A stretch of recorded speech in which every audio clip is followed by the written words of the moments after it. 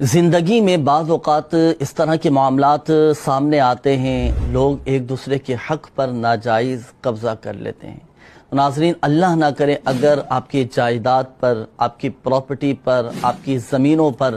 آپ کے پیسوں پر اگر کسی نے قبضہ کر لیا ہے، کوئی پیسے دبا کر بیٹھ گیا ہے، کوئی آپ کی رقم لے کر بھاگ گیا ہے، یا اللہ نہ کرے آپ نے کسی کو کوئی پیسے دیے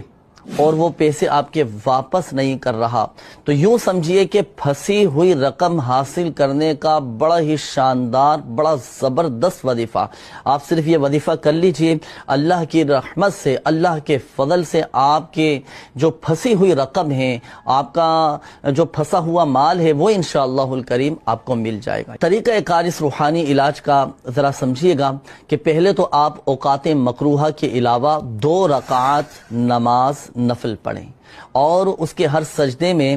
پہلے تو 3 بار سبحان ربی الاعلی جو ہم نماز میں پڑھتے ہیں، ہر سجدے میں پڑھی جاتی ہے یہ تسبیح، 3 بار سبحان ربی الاعلی کہنے کے بعد 75 مرتبہ 75 ٹائمز آپ پڑھیں گے یا مذل یا معز،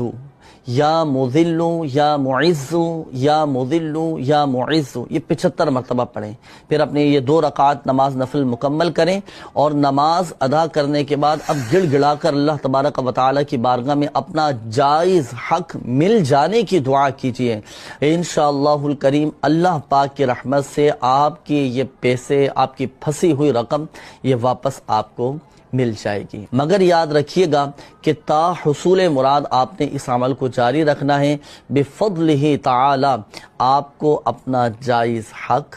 مل جائے گا۔